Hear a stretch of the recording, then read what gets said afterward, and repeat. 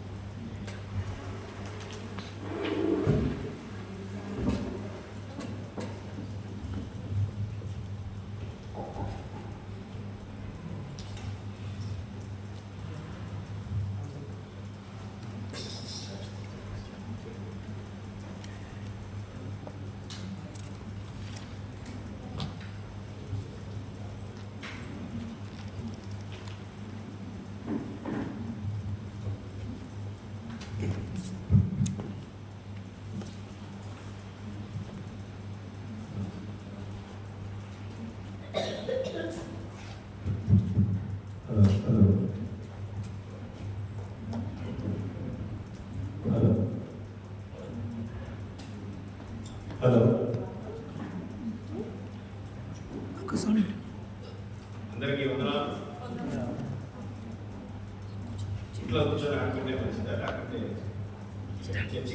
నాకే పెట్టాను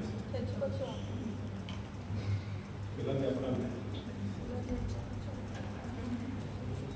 ఇంటి దగ్గర ఉంటే ఏం చేసేవాడు. ఈరోజు మీటింగ్ లేదు, ఇంటి దగ్గర ఉంటే ఏం చేసేవాడు. గేమ్స్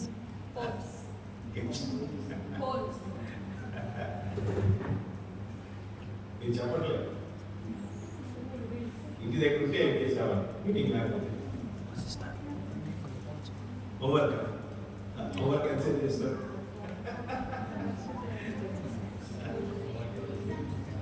ఎగ్జామ్స్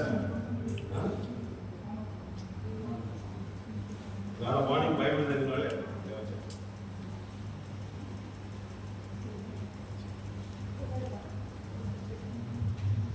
మంచిది, సంతోషం. మిగతా వాళ్ళు బైబిల్ చదవనే వాళ్ళు. మీకు ఒక పాట నేర్పిస్తాను. ఎంతమంది తెలుస్తుంది? The best to read is the Bible. Bible అన్ని పట్టుకొని మన పాట. అందరు బైబిల్ పట్టుకొని The best book to read is the Bible. The best book to read is the Bible. If you read it every day, it will help you all the way. All the best book to read is the Bible. Good one.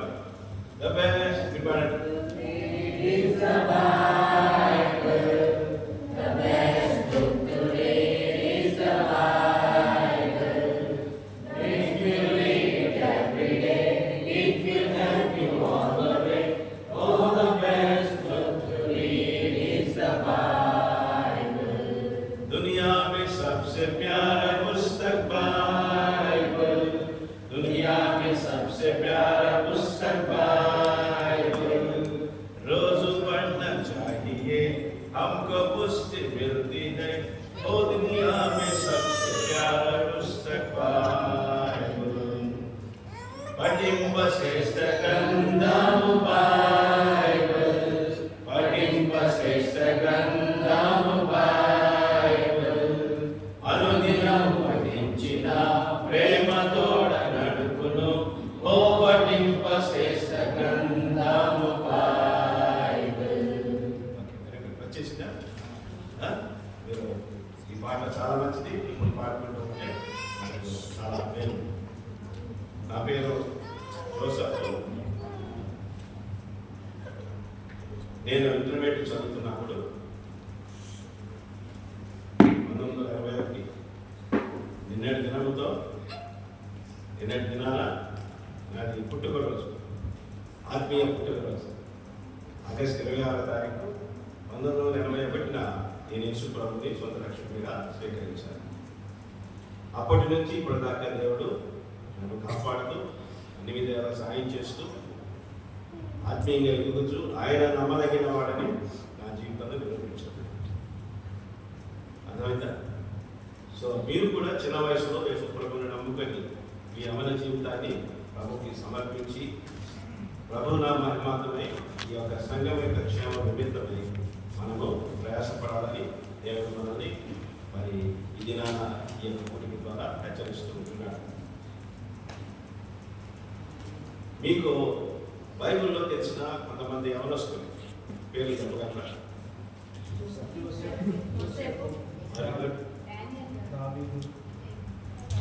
Daniel, షడ్డక్, Meshach, అబేద్నెగోలు.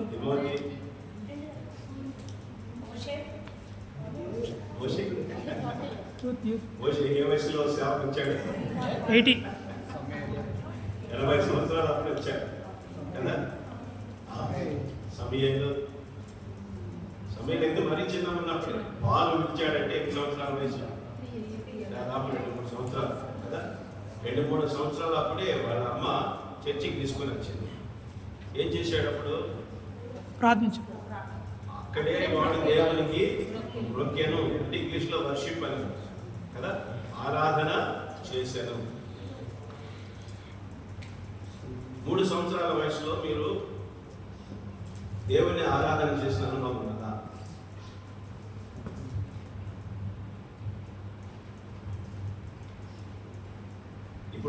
Bible ఎత్తమంటే ఎత్తలేకపోతున్నారు కదా. Bible పట్టుకొని పాట పాడమంటే పాట పాడలేకపోతున్నారు. ఇక మీరు ఆరాధన ఏం చేస్తారు? కాబట్టి ప్రతి వారికి బైబిల్ ఉండాలా. ఆ బైబిల్ వచ్చేటప్పుడు, చర్చికి వచ్చేటప్పుడు బైబిల్ తీసుకొని రావాలా. ప్రతి దినము బైబిల్ చదవాలా కదా. మీ చిన్న వయసులోని ప్రభువుకి మీ హృదయం ఇవ్వాలి. అర్థమైందా? యేసు ప్రభుని మీ సొంత రక్షణగా స్వీకరించాలి కదా. సమయంలో చిన్నతనం అందే ప్రభుని స్వీకరించాడు, ఆయనను ఆరాధించడం కూడా ప్రారంభించాడు. ఇది మనము నేర్చుకోవాల్సిన సంగతి. అయితే ఈ దినాన మనము తిమోతి గురించి కొన్ని సంగతులు నేర్చుకున్నాం. 2వ తిమోతికి రాసిన 2వ పత్రిక 2వ అధ్యాయం 1-2 వచనాలు. నా కుమారుడా, క్రీస్తు యేసునందు కృపచేత బలవంతులు కమ్ము. నీవు అనేక సాక్షుల ఎదుట నా వలన వినిన సంగతులను ఇతరులకు బోధించటకు సామర్థ్యము గల నమ్మకమైన మనుషులకు అప్పగింపుము. క్రీస్తు యేసు యొక్క మంచి సైనికుని వలె నాతో కూడా శ్రమను అనుభవించుము. చాలు. ఇప్పుడు మొట్టమొదటిగా మనకు మొదటి వచనంలో ఏమంటున్నాడు? నా కుమారుడా. ఎవరంటున్నారు ఈ మాట? పౌలు తిమోతితో నా కుమారుడు అంటున్నారు. అంటే వీరిద్దరి మధ్య ఏమున్నది? తండ్రి కుమారుల వెరీ గుడ్. మొట్టమొదటిగా మనకు అనిపించేది బంధము. ఇది ఒకటో వచనం. సో రెండవ మాట ఏంటి అక్కడ? రెండవ మాట ఏంటి? క్రీస్తు యేసునందున్న కృపచేత బలవంతుడు కమ్ము. రెండవ మాట మనకి ఏం కనిపిస్తుంది? దీంట్లో బలము కదా, బలము కనిపిస్తున్నది. తర్వాత మూడవ మాట మనకు 2వ సాక్షుల ఎదుట నా వలన వినిన సంగతులను ఇతరులకు బోధించుటకు. నా వలన వినిన సంగతులు అంటే ఆయన బోధ చేశాడు కదా. 2వ వచనం. తర్వాత ఏమంటున్నాడు? ఈ బోధని నా వద్ద వినిన సంగతులను ఇతరులకు బోధించు, నమ్మకమైన మనుషులకు అప్పగింపు. బాధ్యత. హ్యాండ్ రైటింగ్ అంత బాగుండదులే కానీ మీరు అర్థం చేసుకొని దాన్ని రాసుకోండి మీరు. కాబట్టి 4 సంగతులు ఏంటని చెప్పండి పిల్లలు. అర్థము, బలము, బలము, బోధ, బాధ్యత. ఈ 4 సంగతులు మరి ఇక్కడ చాలా ప్రాముఖ్యమైనవిగా అనిపిస్తుంది. సో మొట్టమొదటిగా మనకు తండ్రి కుమారుల అందము కదా. ఈయన తండ్రి, ఈయన కుమారుడు. పౌలు పుట్టాడా తిమోతి? మరి ఏమన్నాడు? ఎందుకంటాడు కుమారుడు? ఆత్మీయ కుమారుడు. నా సొంత కుమారుడు వలె నాకు సహాయం చేశాడు, నాకు పరిచయం చేశాడు కదా. ఇప్పుడు తల్లిదండ్రుల మాటే వినడం కష్టం, సంఘంలో పెద్దల మాట వినడం కదా అంతకంటే కష్టం కదా. ఎవరైనా పని చెప్తే ఏం చేస్తారు పిల్లలు? వింటారా?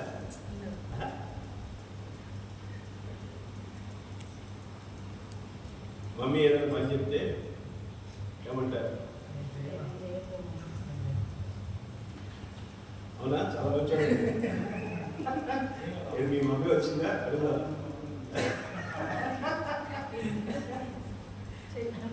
చెప్పిన మాట వింటాడా లేదా? అప్పుడప్పుడు చూసావా కాదా?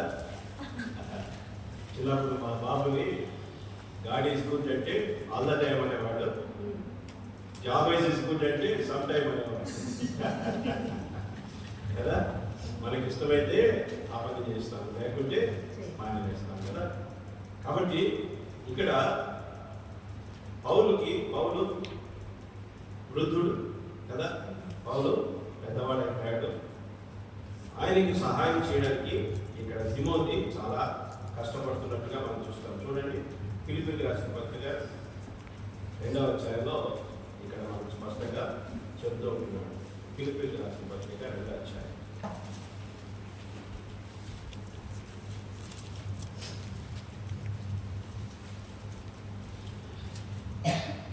ఫిలిప్పీలకు రాసిన పత్రిక 2వ అధ్యాయం 22వ వచనం. అతని యోగ్యతను మీరు ఎరుగుదురు.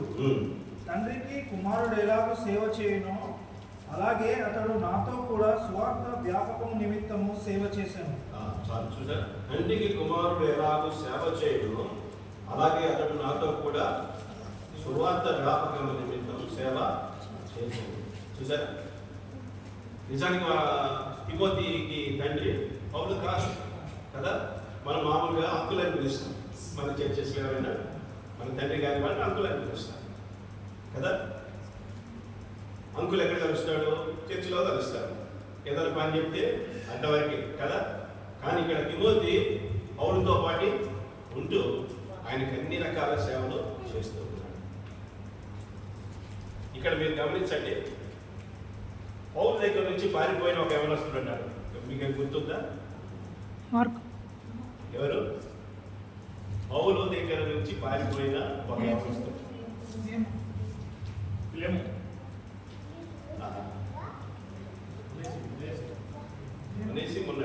దగ్గరే ఉన్నాడు. మార్కు. ఎవరు? మార్కు. మార్కు కదా. మార్కు పారిపోయి ఇచ్చేశాడు. మార్కు లేడు కదా. శవకని వెళ్ళాడు. ఈ పౌలు దెబ్బకి తట్టుకోలేక పారిపోయి ఇచ్చేశాడు. సైకాలజీ ప్రకారం 4 రకాల వ్యక్తులు ఉంటారు. 4 రకాల వ్యక్తులు ఉంటారు.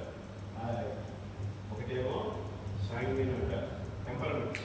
4 రకాల టెంపరమెంట్స్ ఉంటాయి. 4 రకాలుగా విభజించారు కదా. ఒకటేమో సాంగ్విన్, రెండోదేమో కొలరిక్ టెంపరమెంట్, మూడవదేమో మెలాంకోలిక్,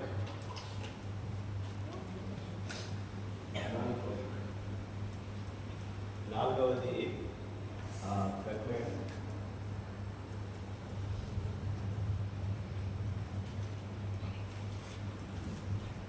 పౌలేమో కొలరిక్ టెంపరమెంట్కి సంబంధించి ఉన్నట్టుగా చెప్తాడు కదా. ఏదంటే భయమో లేదు, స్ట్రైట్ ఫార్వర్డ్, అన్ని విషయాలు గట్టిగా మాట్లాడతాడు, గట్టిగా చెప్తాడు కదా. పేతుడిని కూడా ఆఖరికి వదలలేదు. పేతుడు సీనియర్ కదా. పేతుడు పౌలు పెట్టి సీనియర్. కానీ ఏమన్నాడు? పేతుడికి అందించాడా లేదా కదా. ఏమాత్రమో వెనకాడినవాడు కాదు, ఉన్నట్టుగా చెప్పేవాడు. కానీ ఈ తిమోతి వచ్చి ఈ కోవకు చెందినవాడు.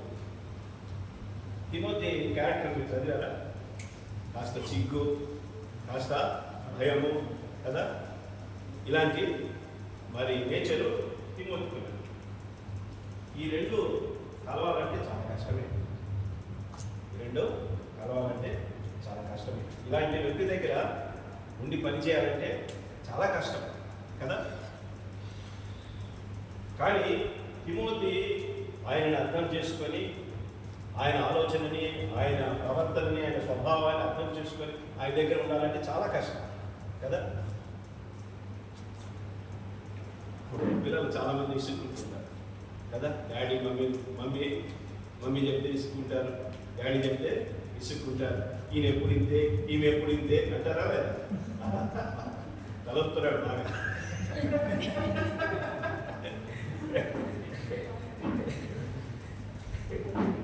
మా ఇంటికి ఒక ఫ్యామిలీ వచ్చారు. మా చర్చిలో మీటింగ్ జరిగినప్పుడు ఫ్యామిలీలో వచ్చాము. వాడు వచ్చిన దగ్గర నుంచి లులు మాల్ అంటారు. మా ఇంటి పక్కనే. ఇంకా తీరా అక్కడికి వెళ్ళిన తర్వాత ఆ సిస్టరు ఆమెకు కావాల్సింది కొనుక్కుంటుంది. ఇంకా వీళ్ళంతా దిగి వచ్చారు. అక్కడ పైన అది ఫన్ గేమ్స్ అవన్నీ ఉంటాయి. అక్కడేమి వాళ్ళు ఆడకుండానే వచ్చేసారు. ఇంటికి వచ్చినాక వాడు చెప్తున్నాడు, నువ్వైతే అన్ని కొనుక్కుంటావు, మాకేం గురించి.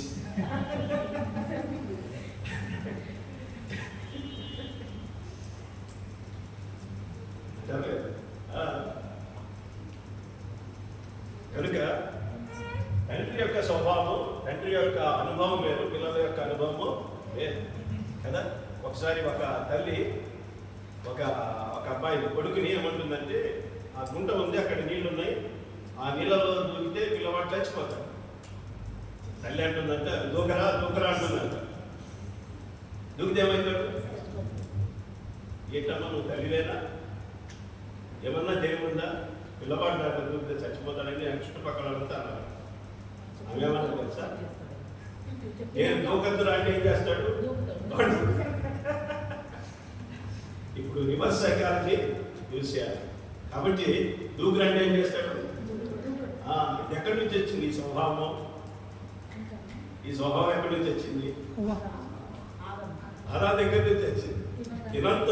పండు తినద్దంటే ఏం చేశాడు? పండు తిన్నాడు కదా. ఏమైపోయింది ఆఖరికి?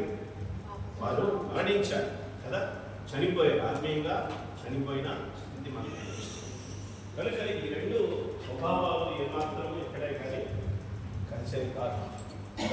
అందుకే మార్పు ఆ విషయంలో మార్కు మరి అక్కడి నుంచి పారిపోయి వచ్చిన వాడిగా మనం చూస్తున్నాం. అయితే తిమోతి ఈ విషయంలో మరి పౌలుతో సహకరించి పౌలుని అర్థం చేసుకొని పౌలుకి సహాయం చేయాలన్న ఆలోచన కలిగి మరి ఆయన ఏమి చెప్పినా ఎలా చెప్పినా ఎంత చెప్పినా కదా వాటినన్నింటినీ సహిస్తూ స్వీకరిస్తూ కదా ఆయన దగ్గర నుంచి ఇప్పుడు అనేక పాఠాలు నేర్చుకున్నవాడుగా మనం చూస్తుంటున్నాం. ఆయన దగ్గర నేర్చుకోబట్టే తిమోతి ఈ స్థితికి రాగలిగాడు కదా. కాబట్టి మనము మొట్టమొదటిగా నేర్చుకోవాల్సిన బంధంలో సహనం అనేది చాలా ఇంపార్టెంట్ కదా. ఓర్చుకోవాలి కదా. మమ్మీ డాడీ ఎందుకు మనకు అది చెయ్యొద్దు ఇది చెయ్యొద్దు అని చెప్తారు? మన మంచి కోసమే కదా. ఏ పిల్లలు మమ్మీ డాడీ మాట వింటారా? మమ్మీ డాడీ మాట వింటే ఏమవుతుంది? చెడిపోతాం కదా. ప్రతి తల్లి తండ్రి ఎవరైనా కొడుకుని కూతుర్ని చెడిపోవాలని కోరుకుంటారా? ఎవరు కోరుకుంటారు? వారు మంచి కోసమే. వారు ఫస్ట్ అయినా ఉండి మీకు అన్నం పెట్టాలి కదా. ఫస్ట్ అయినా ఉండి అంటే అన్నం తినకుండానే మీకు తినిపించేవారు కదా. మీరేమో హాయిగా నిద్రపోతారు. పొద్దున్నే లేవగానే మమ్మీ టిఫిన్ అయింది కదా, మమ్మీ ఎంత కష్టపడింది, మమ్మీ ఎప్పుడు లేచింది, ఇవన్నీ పట్టించుకోవాలి. టిఫిన్ చేస్తావా లేదా అది కూడా నాకు ఇష్టమైన టిఫిన్. ఉప్మా నాకు వద్దు, నేను తినపో కదా అంటామా లేదా? పెట్టింది తినాలా కదా, చెప్పింది తినాలి. అది సరైన కుమారుని కుమార్తె లక్షణం. కనుక మనము వారు మీకు ఏది మంచిదో తెలుసు, మీకు ఏది పెట్టాలో తెలుసు. మీరు ఆరోగ్యంగా ఉండాలని, బాగుండాలని, చక్కగా చదువుకోవాలని వారి యొక్క ఆలోచన కదా.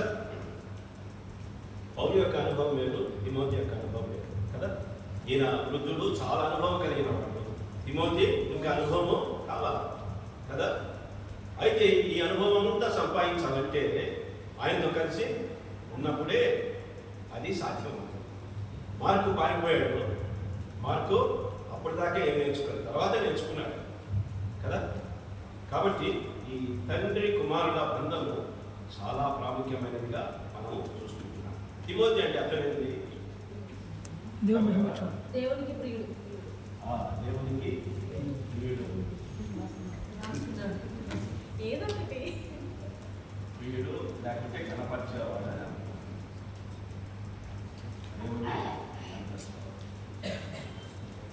తన పేరుకు తగ్గట్టుగా తిమోతి జీవించాడు కదా. తన పేరుకు తగ్గట్టుగా దేవుని కనపరచడం లేదా? దేవుని కనపరచడం అంటే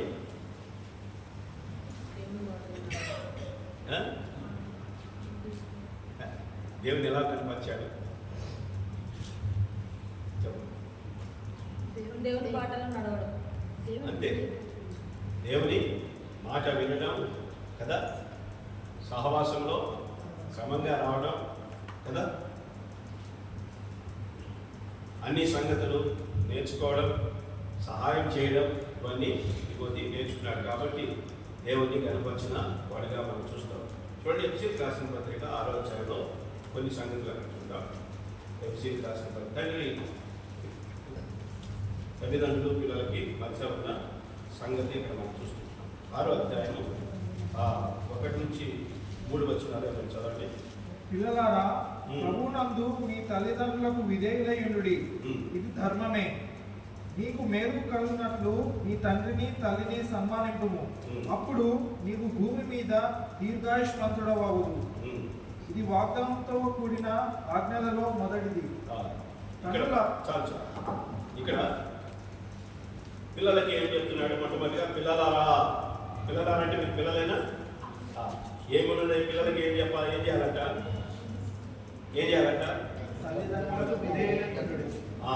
తల్లిదండ్రులకు ముందు విధేయుడని చెప్పిన దానికి ముందు ఏమన్నాడు? ప్రభువునందు. ప్రభువునందు కదా, ప్రభువునందు. ప్రభువునందు అనే మాట మొట్టమొదటిగా it is spiritual reason.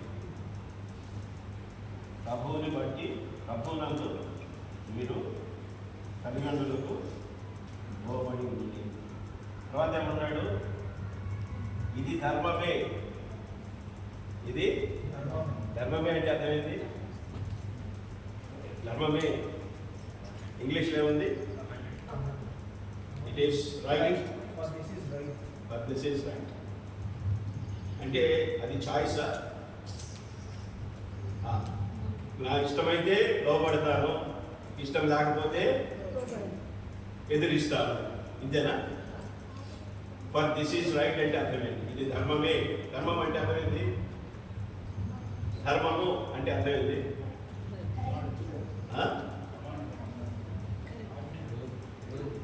True. Okay, ఇంకా చేయవలసిన పని. తప్పక చేయవలసిందే. ఆజ్ఞ. ధర్మమే అంటే డ్యూటీ అని అర్థం. This is my duty. తల్లిదండ్రులకు లోపడటం అన్నది చాయిస్ కాదు, అవునా కాదు? దట్ ఈస్ యువర్ డ్యూటీ కదా, దట్ ఈస్ యువర్ డ్యూటీ. కనుక విధేయులైన సోషల్ రీజన్.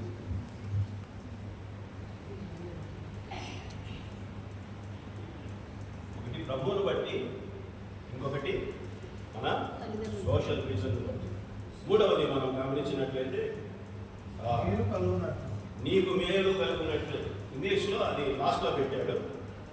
వాగ్దానంతో కూడిన ఆజ్ఞలలో మొదటిది అన్నది ముందు కనిపిస్తుంది. For scriptural reason.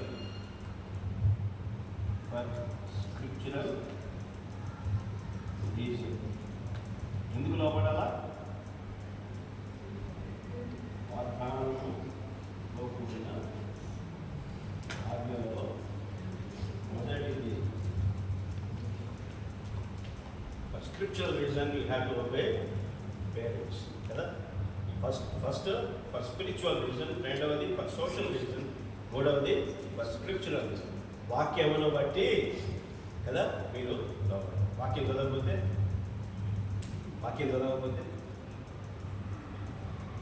సాతాను మాట వింటారు. నాతో రమ్మనగా అవునందును. ఇంకా సండే స్కూల్ పాట.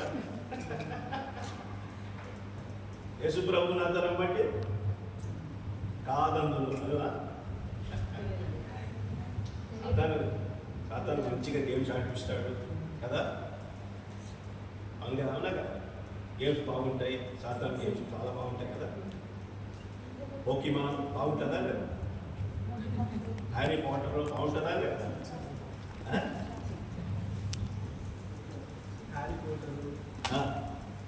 ఇప్పుడు హ్యారీ పాటర్ లేదు, షించాన్. దూరం ఇంకా బాగుంటాయి కదా. అవన్నీ మనకు చాలా ఇష్టం. యేసు ప్రభు పాటలంటే మనకు ఇష్టం లేదు. యేసు ప్రభు సన్నిధికి వెళ్ళాలంటే మనకి ఇష్టం లేదు. అబ్బా చాలా ఓవర్ మంది నేను రానుకో కదా. ఇలా అన్నవాళ్ళు ఎంతమంది ఉన్నారు కదా? చర్చి చాలా ఓవర్ అన్నవాళ్ళు ఎంతమంది ఉన్నారు?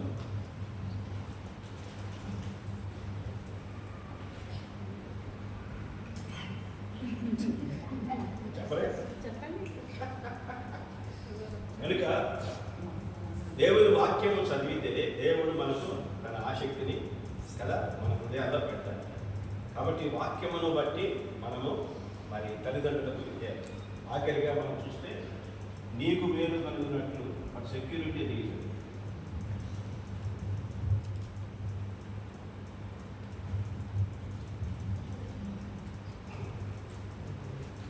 నీకు మేలు కలగాలంటే మేలు అంటే అర్థమైంది మంచి. ఏ మంచి? స్కూల్లో ఫస్ట్ ఎప్పుడు వస్తావు?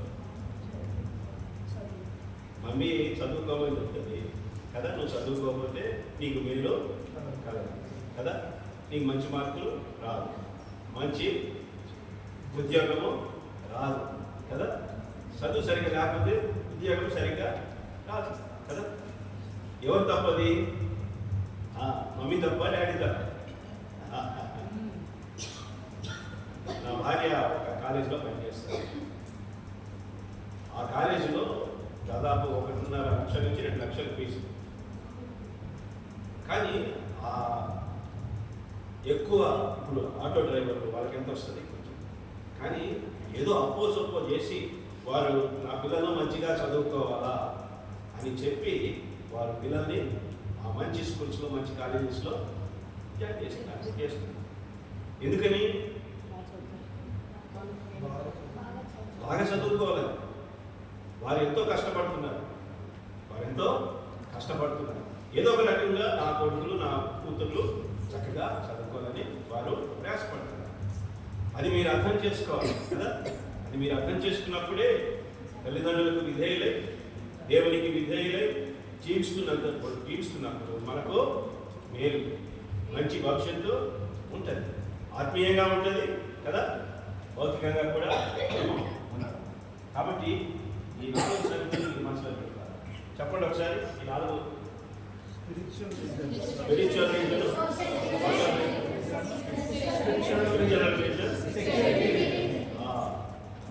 కదా. చాలాసార్లు చాలా మంది చెప్తుంటారు ఉద్యోగం గురించి. సెక్యూర్డ్ జాబ్ అంటారు. అంటే సెక్యూర్డ్ జాబ్ అంటే నైట్ టైం సెక్యూరిటీ కాదు.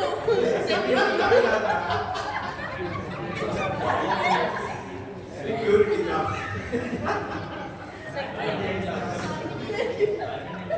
Very good. పర్మనెంట్ జాబ్ ని సెక్యూరిటీ జాబ్ అంటే. సెక్యూరిటీ జాబ్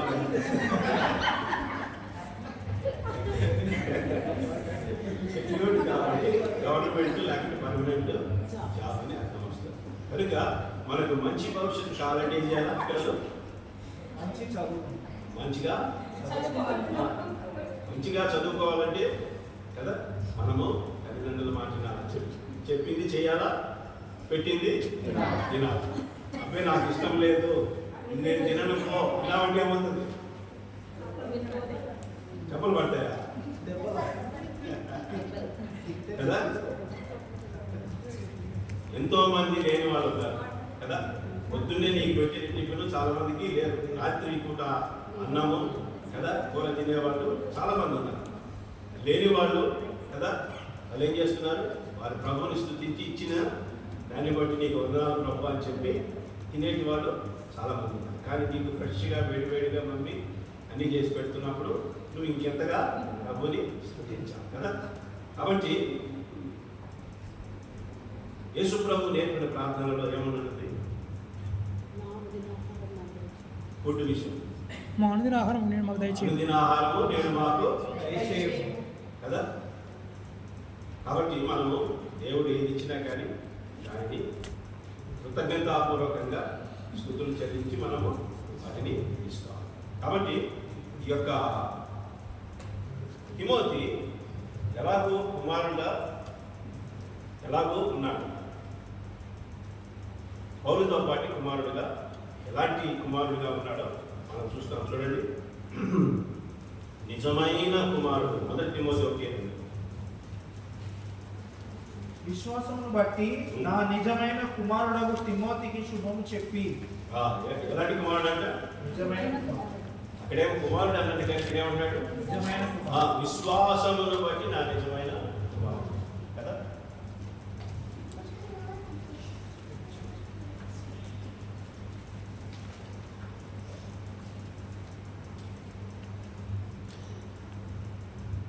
మొట్టమొదటిగా ఎలాంటి కుమారుడు? నిజమైన కుమారుడు. దేన్ని బట్టి? విశ్వాసమును బట్టి. నిజమైన కుమారుడు అంటే అర్థమైంది. నిజమైన కుమారుడు అంటే అబద్ధ కుమారులు కూడా ఉన్నారని అర్థం కదా, లేరా? ఎప్పుడు తల్లిదండ్రులు కోపం వచ్చినప్పుడు ఏమంటారు?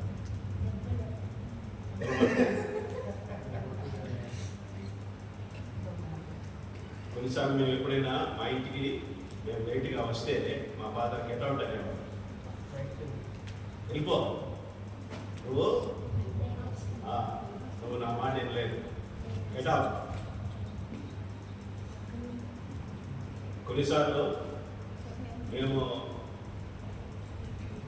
ఇలాంటి సెలవులు వచ్చినప్పుడు గణేష్ చవితి లేకుంటే కొన్ని సెలవులు వచ్చినప్పుడు కొన్ని అధ్యాయాలు నేర్చుకొని చెప్పాలి. కీర్తన 1వ కీర్తన, 23వ కీర్తన కదా, 91వ కీర్తన ఇట్లా నేర్చుకొని చెప్పాలి. నేర్చుకొని చెప్పే వరకు టిఫిన్ పెట్టేది లేదు, టిఫిన్ పెట్టేది లేదు కదా. ఇప్పుడు మేము దేనికోసం చదవాలా? టిఫిన్ కోసమే. ఆకలేస్తూ ఉంటుంది కదా, ఆకలేస్తూ ఉంటే తొందరగా తినాలా, కాబట్టి తొందరగా నేర్చుకుంటే తొందరగా తినచ్చు. ఆ రోజు టిఫిన్ కోసం మేము చదువుకున్నాం, కానీ ఈరోజు దేనికోసం చదువుకున్నాం? ఈరోజు కూడా టిఫినేనా? ఈరోజు మా ఆత్మీయ జీవితము బాగుండాలని మేము చదువుకున్నాం కదా. ఆ రోజు నేర్చుకున్న సంగతులు ఈరోజు మాకు పనికి వస్తుంది. ఆత్మీయ జీవితంలో ఎదగడానికి ఇది చాలా అవసరం. కనుక ఇప్పుడు పౌలు తిమోతిని ఏమంటాడంటే నా నిజమైన కుమారుడు. దేనిని బట్టి? విశ్వాసమును కదా. అనగా పౌలు తిమోతి గురించి ఇచ్చిన సాక్ష్యం ఏంటి? నీ విశ్వాసము నిజమైనది కదా, నీ విశ్వాసము నిజమైనది. కాబట్టి మనము మన విశ్వాసాన్ని రుజువుపరుచుకుంటుంటాం. అందుకే యాకోబు ఏమంటాడు? క్రియలు లేని విశ్వాసము మృతము. క్రియలు లేని విశ్వాసము. నువ్వు నీ విశ్వాసం సరైనదైతే దాన్ని కనిపరుచుకో. పౌలు అంటున్నాడు క్రియల వల్ల కలిగింది కాదు, విశ్వాసం ద్వారా ఆయన కృప చేతనే మన రక్షణ. పౌలు చెప్పిన విశ్వాసం ఏంటంటే అది దేవుని ఎదుట నీ విశ్వాసము సరిగానే ఉన్నది. దేవుని ఎదుట కనపరిచావు నీ విశ్వాసాన్ని, కానీ అదే విశ్వాసాన్ని బయట లోకానికి కూడా తెలియచేయాలని యాకోబు అంటున్నాడు. బయట లోకానికి నువ్వు ఈ విశ్వాసాన్ని తెలియజేయాలంటే ఏం చేయాలా? అవి క్రియలు కనిపించాలి కదా.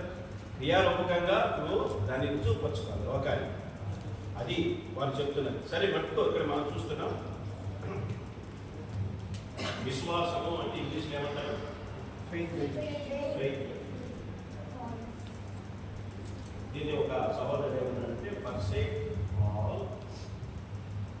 ఏ అంటే ఆల్, ఐ అంటే అది, టీ అంటే ఫస్ట్, హెచ్ అంటే పర్సెక్ట్ ఆల్ ఐ ట్రస్టింగ్. అన్నిటినీ పక్కన పెట్టి నేను క్రీస్తుని నమ్ముతాను. మీకు అర్థం కావడానికి FAITH అంటే పర్సెక్ట్ ఆల్ ఐ ట్రస్ట్ హిమ్. చెప్పండి. దేవుని యందు విశ్వాసం వచ్చినప్పుడు కదా, విశ్వాసాన్ని బట్టి ఇప్పుడు పౌలు తిమోతి విషయంలో చెప్తున్నది నా నిజమైన కుమారుడు. రెండవది చూద్దాం, చూడండి. 2వ తిమోతి 1:1. ఇంకా ఏమంటున్నాడు? క్రీస్తు యేసునందున్న జీవమును గూర్చిన వాగ్దానాన్ని బట్టి దేవుని చిత్తం వలన క్రీస్తు యేసు అపోస్తులైన పౌలు ప్రియ కుమారుడు తిమోతికి శుభమని చెప్పు రాయినది. చూసారా? ప్రియ కుమారుడు. ఇంగ్లీష్లో డియర్లీ బిలవర్డ్స్ అని అంటున్నాడు. ఒట్టి ప్రియ కుమారుడు కాదు. పాత రోజుల్లో లెటర్ రాసేవాళ్ళు కదా, ఇప్పుడంతా మెయిల్స్ లేకుంటే వాట్సాప్ మెసేజ్. ఏమంటారు? రెండవది ప్రియాతి ప్రియమైన కుమారుడు. ఇప్పుడు నిజమైన కుమారుడు అని చెప్పిన తర్వాత ఇప్పుడు ఏమంటాడు? ఇంకా ఆ యొక్క బంధము ఇంకా దగ్గరగా వస్తున్నది. తన హృదయానికి హత్తుకొని పోయిన వాడిగా కనిపిస్తుంది. ఎందుకని ఆయన చూపిన విధేయతను బట్టి తిమోతి పౌలుకి చూపిన విధేయతను బట్టి ఇంకా దగ్గరగా వస్తున్నాడు. ఇంకా ఆయనకి దగ్గరగా వస్తున్న సన్నిధి ఇక్కడ మనం చూస్తున్నాం. మూడవది మనం చూస్తాం ఫిలిప్పీయులకు రాసిన పత్రిక 2వ అధ్యాయం 22వ వచనం. ఫిలిప్పీ 2:22 చూడండి, అక్కడేమంటున్నాడు. అతని యోగ్యత మీరు ఎరుగుదురు. తండ్రికి కుమారుడు ఎలాగో సేవ చేయనో అలాగే అతడు నాతో కూడా సువార్త వ్యాపకము నిమిత్తము సేవ చేసెను. చూసారా, తండ్రికి కుమారుడు ఎలాగో సేవ చేయనో అతని యోగ్యత మీరు ఎరుగుదురు. యోగ్యుడైన కుమారుడు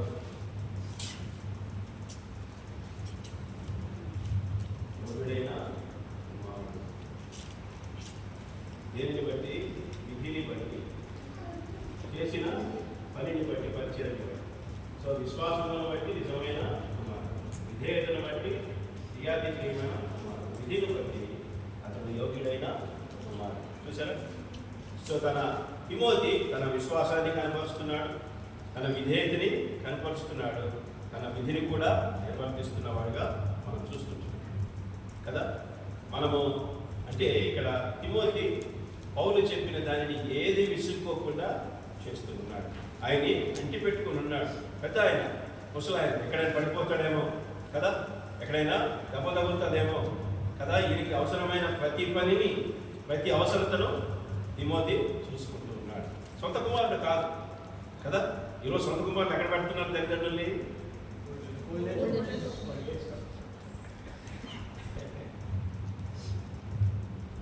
కానీ తిమోతి అలా కాదు. తండ్రిని, సొంత తండ్రిని చూసుకున్నట్టు చూసుకున్నాడు కదా, పరిచర్య చేశాడు. కనుక మనము ఈ తిమోతి దగ్గర నుంచి చాలా నేర్చుకోవచ్చు. సహనము కలిగిన వాడు కదా, సహనము కలిగిన వాడు, ఆసక్తి కలిగిన వాడు కదా, బాధ్యత కలిగిన వాడు. కనుక మనకి పౌలు విషయంలో ఎంతో ఓర్పు, సహనం కలిగి చేసిన వాడుగా మనం చూస్తున్నాం. కాబట్టి కుమారుడిగా దేవుని సేవకులతో సమానం. దేవుని సేవకులతో కలిగిన సంబంధాన్ని మనం రెండవది ఏంటంటే కార్యదర్శి.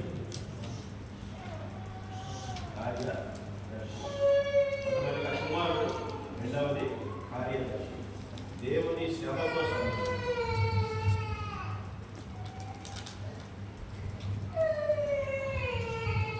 దేవుని సేవకులతో సంబంధం కలిగి ఉన్నాడు.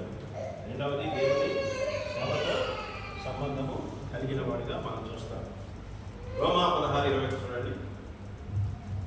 రోమా 16:21. నా జత పని వాడవు తిమోతి, నా బంధువులకు లుకియా, యాసోను, సుసింపత్రు అనువారు మీకు వందనము చెప్పుచున్నారు. ఇప్పుడు కుమారుడు స్థితిలో నుంచి ఏ స్థాయికి వచ్చాడు? ఇప్పుడు జత పని. చూసారా, ఎవరు చెప్తున్నారు మాట? నా జత పనివాడు పౌలే చెప్తున్నాడు కదా. నిజమైన కుమారుడు, వ్యాధిపైన కుమారుడు, యోగ్యుడైన కుమారుడు ఇప్పుడు ఏమయ్యాడు? జత పనివాడయ్యాడు. చూసారా, జత పనివాడు అంటే అర్థమైంది, ఇద్దరు కలిసి చేశారు. ఇంతకుముందు కుమారుడుగా ఆయన తండ్రిగా, ఆయన కుమారుడిగా పనిచేస్తూ వచ్చాడు. కానీ ఇప్పుడు జత పనివారుగా కలిసి చేస్తూ చూసారా. ఆ స్థాయికి మనము వెళ్ళగలం. ఎప్పుడు జత పనివారం కాగలము కదా, ఎప్పుడు జత పనివారం కాగలము? మనము విశ్వాసమును బట్టి, విధేయతను బట్టి, విధిని బట్టి మనము కుమారులుగా నిరూపించుకున్నప్పుడు మనము తోటి పరివారంగా, జత పరివారంగా దేవుడే మనల్ని వాడుకుంటాడు, హెచ్చిస్తాడు అనేది మనం చూస్తుంటాం. రెండవ కొరింథీ 1:19 చూడండి. 2 కొరింథీ 1:19.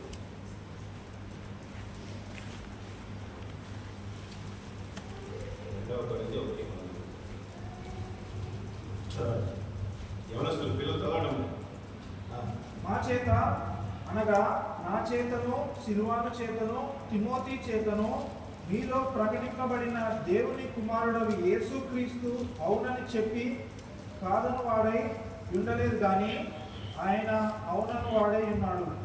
నా చేత అనగా నా చేతను సిల్వాను చేతను తిమోతి చేతను మీలో ప్రకటింపబడిన దేవుని కుమారుడు యేసుక్రీస్తు కదా. నా చేతను తిమోతి చేతను కదా అంటే అర్థమైంది. ఇప్పుడు తిమోతి ఏ స్థితికి వచ్చాడు? పౌలు ప్రకటిస్తున్నాడు, తిమోతి కూడా కదా.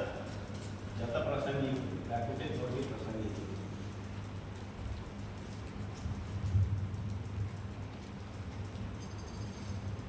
చూసారా, నువ్వు నమ్మకంగా నువ్వు ఒక కుమారుడిగా పనిచేసినప్పుడు, పరిచయం చేసినప్పుడు దేవుడు ఏ స్థితికి నీకు తీసుకొని వెళ్తాడో ఒకసారి మనము గ్రహించాలి కదా. కాబట్టి సంఘములో కానీ ఇంటిలో కానీ కదా మనము నమ్మకంగా ఉన్నాము. ఇప్పుడు ఇంటిలో ఎట్లున్నాడు? ఇక్కడైతే పౌలు దగ్గర ఉన్నాడు, కానీ ఇంట్లో ఎట్లున్నాడు? ఇంట్లో ఎట్లున్నాడట? తిమోతి తల్లి, అమ్మ, అమ్మమ్మ పేరు మీరు చెప్పండి.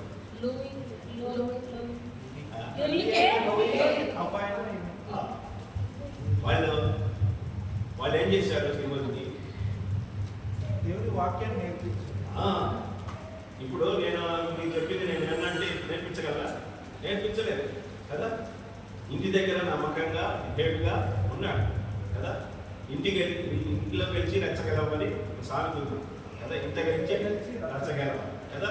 ఇంటిలో విధేయుడిగా ఉన్నాడు, ఇంటిలో వాక్యం విన్నాడు కదా. అమ్మ అమ్మమ్మల మాట విన్నాడు కదా. కాబట్టి ఇప్పుడు తిమోతి పౌలు దగ్గరికి వచ్చి అక్కడ తన విధేయతని కొనసాగిస్తున్నాడు, విశ్వాసాన్ని బయలుపరుస్తుంటున్నాడు, తన విధిని నిర్వర్తిస్తున్నప్పుడు దేవుడు చిన్నగా ఈ యొక్క జత పనివాడిగా చేశాడు. తర్వాత కొన్ని ప్రసంగికుడిగా చేసుకున్నాడు. చూసారా, దేవుడు ఎలాగూ ఒక యవనస్తుడు నమ్మకంగా ఉన్నప్పుడు దేవుడు ఎలాగో చేస్తాడో దీనిని బట్టి మనకు స్పష్టంగా అర్థమైంది. పౌలే నేర్పించాడు ఈ సంగతులని. మాట వినని వాడైతే, విధేయత చూపుని వాడైతే కదా పౌలు చెప్పే మాటలు తిమోతికి ఎక్కవు. ఇప్పుడు పౌలుతో పాటు ప్రసంగం చేయాలంటే కదా కష్టమా కాదు? ఇవన్నీ నేర్చుకోకపోతే ఆ మాటలన్నీ చెప్పలేక ప్రసంగము చేయలేక. కనుక ఇప్పుడు పౌలు ఎప్పుడైతే తిమోతి ప్రసంగం చేస్తే అది అందరికీ ప్రయోజనకరం అవుతుందని గ్రహించాడో ఇప్పుడు ఆ ప్రసంగాన్ని అప్పగిస్తున్నాడు. నువ్వు వాక్యం చెప్పు కదా, ప్రోత్సహిస్తున్నాడు. ప్రోత్సహించి అతన్ని ప్రసంగం చేసినట్టుగా చేస్తూ ఉన్నాడు. ఎప్పుడు మీకు తిమోతికి ఉన్న సమస్యలు తెలుసా?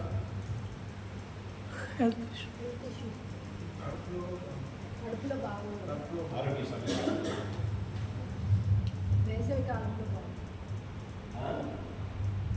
ఆరోగ్య సమస్యలు, ఇంకేం సమస్యలు?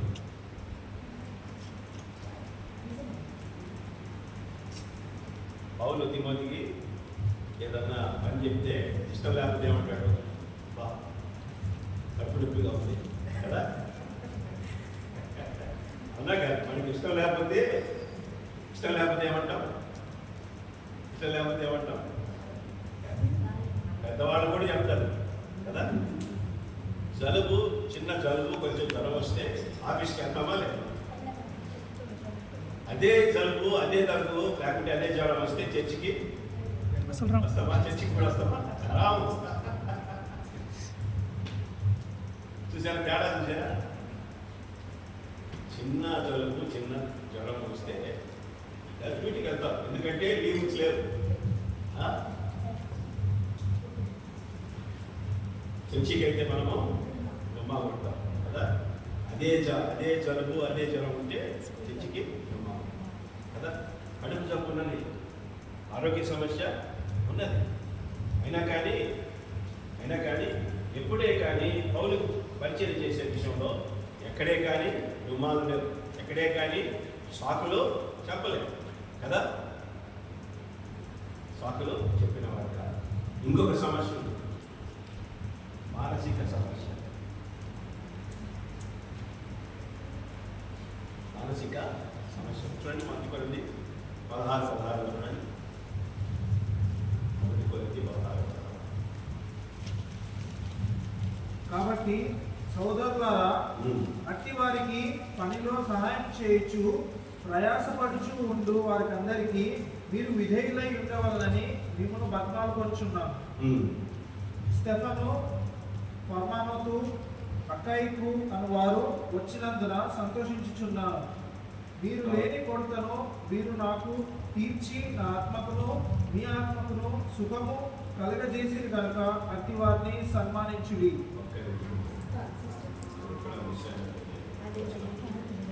తిమోతి విషయంలో 16:10 చూడండి. 16:10. తిమోతి వచ్చిన ఎడల అతడు మీ యొద్ద నిర్భయుడై ఉండునట్లు చూచుకొనుడి. నా వలనే అతడు ప్రభువు పని చేయుచున్నాడు. చూసారా, కాస్త తిమోతి రాసిన మొదటి పత్రికలో కూడా పిరికితనం కొంచెం కదా, పిరికితనం, భయం ఉంటుంది కదా. ఇది ఒక మానసిక సమస్య. లేచి పాట పాడమంటే భయపడతారు ఎవరైనా, అవునా కాదు? అందరూ ఏమనుకుంటారో ఏమో కదా కదా, అందరూ ఏమనుకుంటారు. కాస్త భయం ఉంటుంది, కాస్త పెరిగితనము ఉంటుంది. కాబట్టి ఈ యొక్క మానసిక సమస్య మరి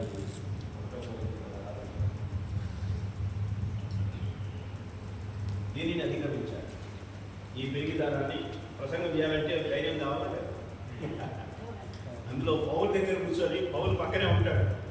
పౌలు పక్కనే ఉంటే కదా ఏమంటాడు ఏమో, అంత పెద్ద ఆయన అనుభవం కలిగినాడు కదా, ఆయన దగ్గర ప్రసంగం చేయాలంటే కష్టమే. కానీ తన యొక్క మానసిక ఆ పెరిగితనాన్ని అధిగమించిన వాడిగా మనం చూస్తాం. ఆరోగ్య సమస్యలు అధిగమించిన వాడిగా మనం చూస్తాం. మూడవది సామాజిక సమస్య.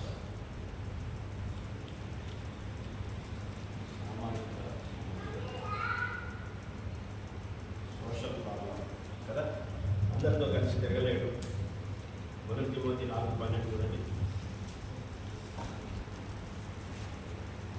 ఈ సంగతులను ఆజ్ఞాపించి బోధించుము. నీ యవ్వనమును బట్టి ఎవడును నిన్ను తృణీకరింపకుము, కానీ మాటలోను, ప్రవర్తనలోను, ప్రేమలోను, విశ్వాసంలోను, పవిత్రతలోను విశ్వాసులకు మాదిరిగా ఉండుము. ఆ యవ్వనాన్ని బట్టి ఎవడును నిన్ను తృణీకరింపనియ్యకము కదా. కాబట్టి ఇది సామాజిక సమస్య. యవ్వనస్తుల్ని త్వరగా ప్రోత్సహించడం, లేకుంటే వాడిని యాక్సెప్ట్ చేయడం అది కష్టమే. అలాంటి పరిస్థితుల్లో నువ్వు నిరూపించుకోవాలి కదా. ఎట్లా నిరూపించుకోవాలా? మాటలోను, యవనస్తులు మాట్లాడే వెకిలి మాట మనకు తెలుసు కదా కదా, అలాగూ చేయొద్దు అని చెప్తున్నాడు.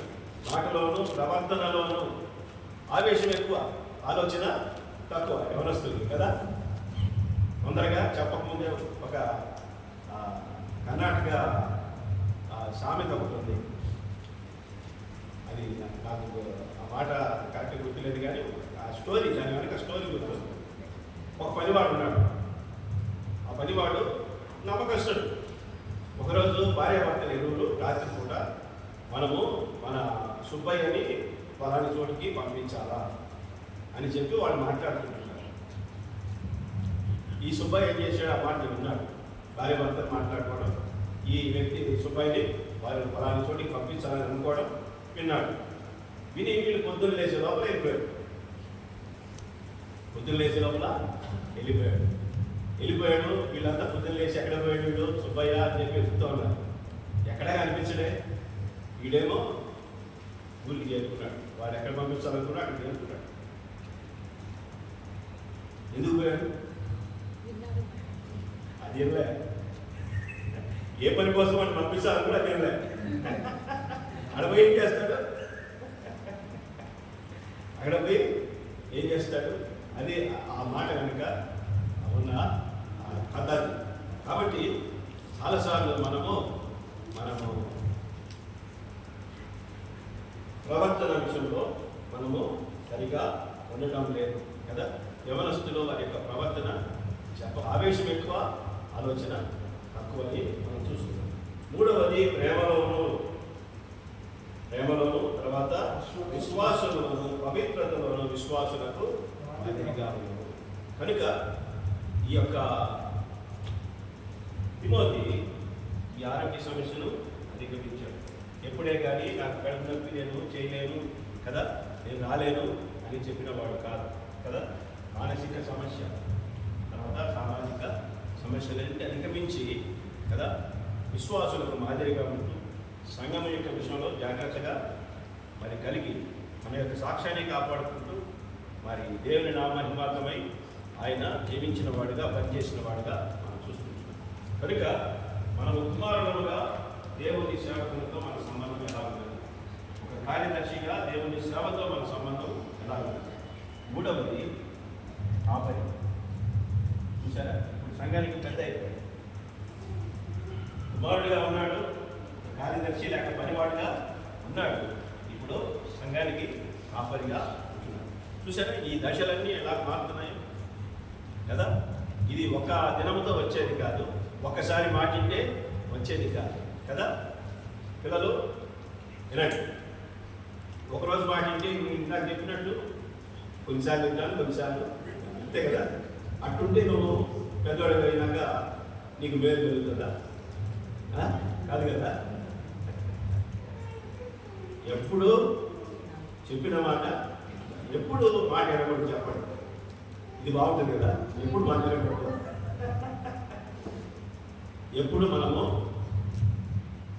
తల్లిదండ్రులు కానీ సంఘ ఎవరైనా కానీ బయట వాళ్ళు కానీ ఎవరైనా కానీ ఎప్పుడు మనం మాట ఎనకూడదు. ఒక బైబిల్లో ఉదాహరణ,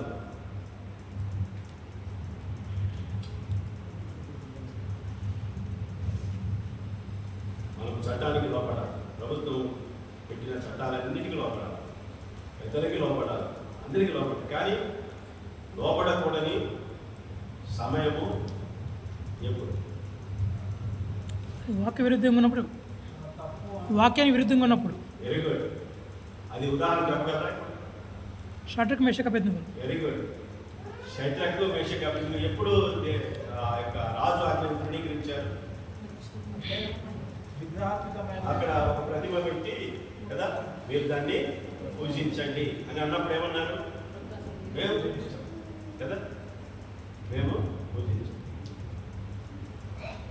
దేవుడు మమ్మల్ని కాపాడుతాడు. ఒకవేళ కాపాడకపోయినా పర్వాలేదు, మేము వాటితో ఈ ప్రతిమను. ఏమైంది? ఏం చేశాడు? అగ్నిలో, అగ్నిగుండం. వెరీ గుడ్, వెరీ గుడ్ కదా. అగ్నిలో వేస్తే ఏమైంది? కలిపారా? కాలేదా? కాలకపోగా ఇంకేం చూశాడు రాజు? ఇంకొక మనిషిని చూశాడు. వాళ్ళు అగ్ని బయట ఉన్నప్పుడు నాలుగో వ్యక్తి కనిపించలేదు, కానీ ఎప్పుడు కనిపించాడు? అగ్నిలో ఉన్నప్పుడు. బయట లోకస్తులు నీతో పాటు నీ దేవుడు ఉండని ఎప్పుడు చూస్తారు? నువ్వు వాక్యమును గౌరవించినావు, వాక్యానికి లోపడింది కదా. లోకములో ఎన్నో మరి దేవుని వాక్యానికి విరుద్ధమైన సంగతులు ఉన్నాయి కదా. దానికి లోపడకుండా దేవుని వాక్యానికి లోపడి కదా మనము దానికి విధేయత చూపినప్పుడు మనతో దానివల్ల వచ్చే హింస, శ్రమ ఉంటాయి. ఆ శ్రమలు మనం అనుభవిస్తున్నప్పుడు మనతో ఉన్న దేవుడు బయట వారికి కనిపిస్తుంది. అప్పుడేమంటారు వాళ్ళు? అప్పుడేమంటారు? ఈ దేవుడు. నెబుకద్నెజర్ ఏమన్నాడు? జీవము గల దేవుడు సాక్ష్యం ఇస్తున్నాడు. అన్యుడైన రాజు, ఒక అన్యుడైన రాజు మరి ఆ యొక్క దేవతలను పూజించేవాడు, విగ్రహాలను పూజించేవాడు. ఇప్పుడు ఏమంటున్నాడు? ఇశ్రాయేలుల దేవుడు జీవము గల నిజమైన దేవుడని. చూసారా? కనుక మనము ఎప్పుడైతే దేవుని వాక్యానికి విరుద్ధంగా ఉన్న సంగతులు, అది దేశ చట్టము కానీ కదా మరి ఇంకేదైనా కానీ, మనము దేవుని వాక్యానికి లోబడి మనం జీవించినప్పుడు దానివల్ల వచ్చే శ్రమలలో, కష్టాలలో, హింసలలో దేవుడు మనకు తోడుగా ఉండి బయట వారు తెలుసుకునేటట్టుగా దేవుడు సహాయం చేస్తారని దీన్ని బట్టి అర్థమైంది. ఇప్పుడు మూడవది కాపరిగా దేవుని సంఘముతో సంబంధం.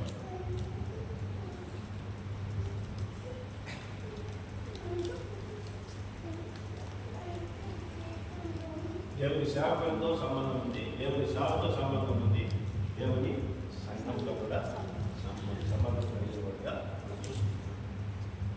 సంఘ కాపరి అంటే సంఘ కాపాలంటే చాలా సులభమైన సంగతి కదా. ఏముంది, ఒక మాట ఇట్లా చెప్పి అట్లా చెప్పి ప్రసంగం చేసి కదా వెళ్ళిపోతే అంత సులభమైన.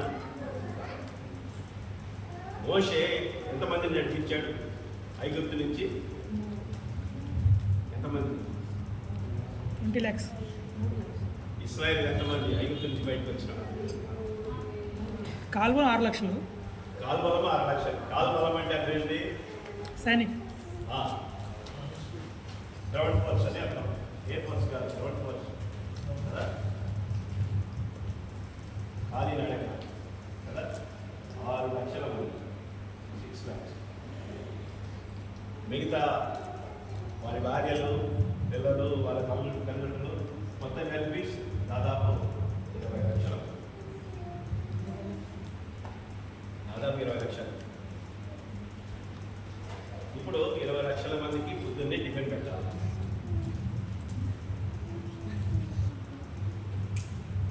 వాళ్ళు ఏ ఉద్యోగం చేయట్లే, పైసలు ఎక్కడి నుంచి వస్తాయి?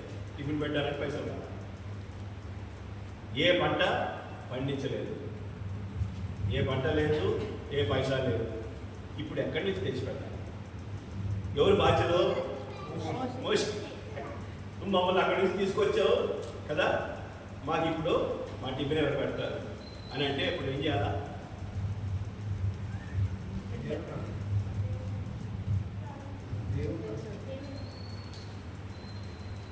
దేవుడిని అడగాలి. దేవుడు ఏం చేశాడు? ఆకాశం నుండి మన్నాను మోషే అడిగినందుకు దేవుడు పంపించలేదు. మీరు చదవండి. మోషే, మన పాట కూడా ఉంది, మోషే ప్రార్థించగా ఆహారం లేదు. అక్కడ మోషే ప్రార్థించలేదు. వారి సనుగులను విని అని ఉన్నది. వారి సనుగులను విని. కాకపోతే తన పని ఏంటంటే ప్రార్థించడం కదా. పోషించేది దేవుడే కదా. ప్రార్థించాలా? పోషించేది దేవుడే.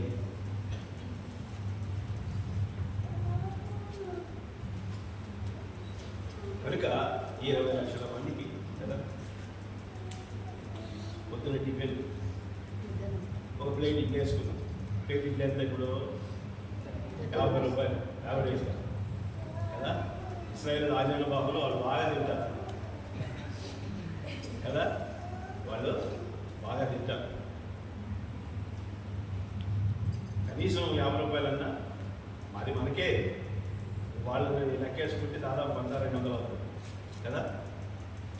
50 రూపాయలు వేసుకుంటాం, మినిమం వేసుకుంటాం కదా. 20 లక్షల మందికి ఎంత వస్తుంది? 25 లక్షలు ఇంటూ 50 పొద్దున టిఫిన్ ఖర్చు 20 లక్షలు. 2 ఇంటూ 5 10. ఇదొక 0. తర్వాత దీని పక్కన ఇంకొక 6 సున్నాలు వస్తాయి. ఎంత అయింది? 10 కోట్లు. ఒక టిఫిన్ ఖర్చు 10 కోట్లు. ఒక్క పూట ఒక టిఫిన్ ఖర్చు 10 కోట్లు కదా.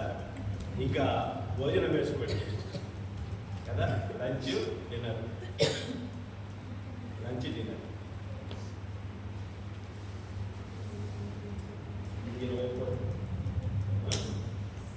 ఇంకొక డిన్నర్ కూడా 20 కోట్లు. మొత్తం ఎంత? 10, 30, 50 కోట్లు. ఇది ఒక్కరోజు ఖర్చు. ఇది ఒకరోజు ఖర్చు.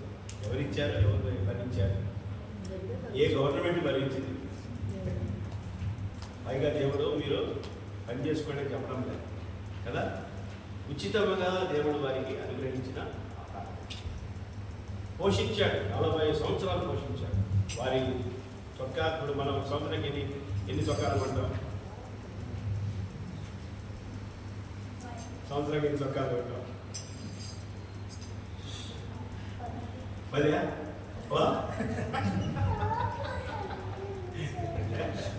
కదా. ఇశ్రాయేలీయులు 40 సంవత్సరాలు అరణ్యంలో ఉన్నారు. ఎన్ని చొక్కాలు ఉన్నారు? ఒకటే చొక్కా 40 సంవత్సరాలు వచ్చిందంటే ఎంత ఆశ్చర్యం! వారి చొక్కా పాతకెళ్ళలేదు, చెప్పులు అరిగిపోలేదు. కాకపోతే 40 సంవత్సరాల్లో చిన్నపిల్లవాడు పెద్దగా అయినప్పుడు ఆ చొక్కా పడుతుందా?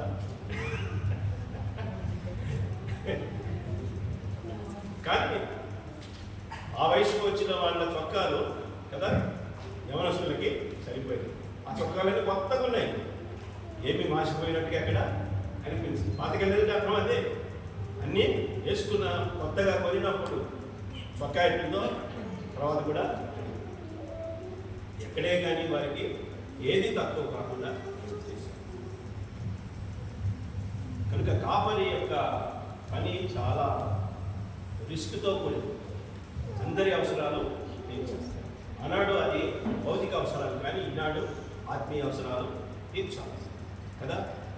దేవుడు పేతురుతో మాట్లాడితే ఏమన్నాడు? నువ్వు నన్ను ప్రేమిస్తున్నావా అని అంటే నీకేం తెలుసు ప్రభా కదా. అయితే ఏమన్నాడు యేసు ప్రభు? గొర్రె పిల్లలను మేపుము, గొర్రె పిల్లలను మేపుము. గొర్రె పిల్లలు అంటే కొత్తగా రక్షణ పొందిన వారు, గొర్రెలు అంటే ఎదిగిన వారు. అందరికీ ఆత్మీయ ఆహారాన్ని పెట్టవలసిన బాధ్యత కాపరి. కాబట్టి మరి తిమోతి కాపరిగా ఫిలిప్పీ 2:20 ఏమన్నాడు? నిజముగా చింతించేవాడు, ఈ విషయమై నిజముగా చింతించేవాడు, చింత కలిగిన వాడు. సంఘం అంటే చింత కలిగి ఉండాలా, సంఘం అంటే బాధ్యత కలిగి ఉండాలా, సంఘం అంటే దాన్ని అంటిపెట్టుకొని ఉండాలా కదా. గొర్రెలు ఎటుపోతే కదా మరి ఆ యొక్క దావీదు సింహాన్ని ఎలుగుబంటిని చంపాడు కదా. వాటిని అక్కడే వదిలేసిపోతే ఏమవుతుంది? సింహం ఎలుగుబంటి వచ్చి వాటిని తినివేస్తుంది కదా. కాబట్టి కనిపెట్టుకొని ఉండాలి. అవన్నీ తన దగ్గరే ఉండేటట్టుగా తను వాయిద్యం వాయిస్తూ ఉంటాడు, పాటలు పాడుతూ ఉంటే ఆ గొర్రెలన్నీ వింటా అక్కడే ఎంత వేసుకుంటా ఆయనకి దగ్గరగా ఉంటాడు. ఈయన కూడా వాటికి దగ్గరగానే ఉంటూ సింహము ఎలుగుబంటి ఇలాంటి దుష్ట మృగాలు వచ్చి వాటిని తినివేయకుండా వాటిని కాపలా కాస్తున్న వాడిగా మనం చూస్తాం. వాటిని మేపుతున్నాడు, అదే సమయంలో కాస్తూ ఉన్నాడని మనం చూస్తాం.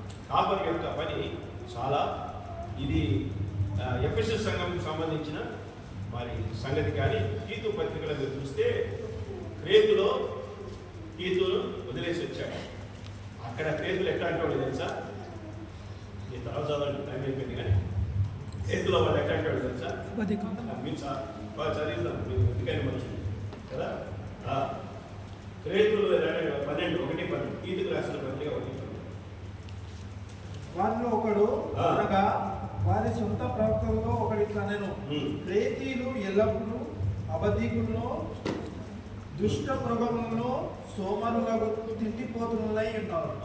అబద్ధికులు, రెండవది దుష్ట మృగాలు చీల్చి చెండాడుతారు కదా. ఎఫెసులోన్నా కాస్త ప్రజలు బాగానే ఉంటారు, కానీ క్రేతులో మట్టుకు భయంకరమైన ప్రజలు. వారి మధ్య తీతు ఒక యవనస్తుడిగా అక్కడ పనిచేయాలి, సంఘాన్ని సరిచేయాలి. లోపాలు ఉన్నాయి, వాటిని సరిచేయాలి, పెద్దలు ఏర్పరచాలి, ఇవన్నీ ఉన్నాయి. కనుక అలాంటి ప్రజల మధ్య పనిచేయాలంటే చాలా చాలా బాధ్యత, చాలా రిస్క్ ఉంది. కాబట్టి మన ఈ కాపరి అనే బాధ్యత చాలా గొప్ప పని. కనుక అది తిమోతి దానిని ఇప్పుడు ఆరోగ్య సమస్య ఉన్నది, మానసిక సమస్య ఉన్నది, సామాజిక సమస్య ఉన్నది, వీటన్నిటిని అధిగమిస్తూ కదా మరి తను ఆ యొక్క కాపరి బాధ్యతను నెరవేర్చవలసి ఉంటుంది. యేసు ప్రభు మంచి కాపరిగా, గొప్ప కాపరిగా, ప్రధాన కాపరిగా ఉంటున్నాడు కదా. మరి యెహెజ్కేలు గ్రంథంలో కొంతమంది స్వార్థపరుడైన కాపర్లని మనం చూస్తాం కదా. అక్కడ వారు పనిని పాటు చేసిన కాపర్లుగా మనం చూస్తాము. తర్వాత యోహాను సువార్త 10వ అధ్యాయంలో పారిపోయే కాపరి కదా. జీతగాడు ఈ దుష్టమృగాలు వచ్చినప్పుడు వాటిని విడిచిపెట్టి పారిపోతాడు. కాబట్టి పారిపోయే కాపరి. 1 పేతురు 5వ అధ్యాయంలో పెత్తనం చెలాయించే కాపరి కదా. మీరు పెత్తనము చెలాయించవద్దని చెబుతూ ఉన్నారు. మందకు మాదిరిగా మీరు ఉండాలని వారిని హెచ్చరిస్తూ ఉన్నారు. కనుక తండ్రి కుమారుల మధ్య బంధం ఎంతవరకు తీసుకెళ్ళించినట్టు ఇద్దరి మధ్య సరైన ఆలోచన, అవగాహన, అభిప్రాయం ఉన్నప్పుడు వీరిద్దరి మధ్య ఉన్న బంధాన్ని పెంచడానికి గల కారణం దేవుడే. తిమోతి పౌలుకి లోబడి దేవుడిగా జీవిస్తుంది కదా. మరి మంచి జీవితం కలిగి, మంచి సాక్ష్యం కలిగి, మరి ప్రభు కొరకు జీవిస్తున్నవాడుగా, మరి మంచి సాక్ష్యం, నిజమైన కుమారుని, ప్రియాతి ప్రియమైన కుమారుడు, యోగ్యమైన కుమారుని. ఇప్పుడు పిల్లలు మిమ్మల్ని గురించి మీ మమ్మీ డాడీని అడిగితే ఏమని చెప్తారు? చాలా మంచివాడు మా పిల్లడు అంటారు. అవునా? మాట వెళ్ళిపోయిన అంటారు కదా. అలాగా అయితే దేవుడు ఏమంటాడు మిమ్మల్ని గురించి? మీ మమ్మీ డాడీకి మీరంటే ఇష్టం కాబట్టి మీ మాట వెళ్ళిపోయినా అంటారు. కానీ దేవుడికి మా మాట లేదు కదా. కాబట్టి దేవుడి దగ్గర మంచి సాక్ష్యము, తల్లిదండ్రుల దగ్గర మంచి సాక్ష్యము, సంఘంలో మంచి సాక్ష్యము మనం కలిగి ఉండి ప్రభు కొరకు జీవించినట్లు మన యవ్వన జీవితాన్ని దేవుడు బలపరిచి ముందుకు నడిపిస్తాడు. దేవుడు మాట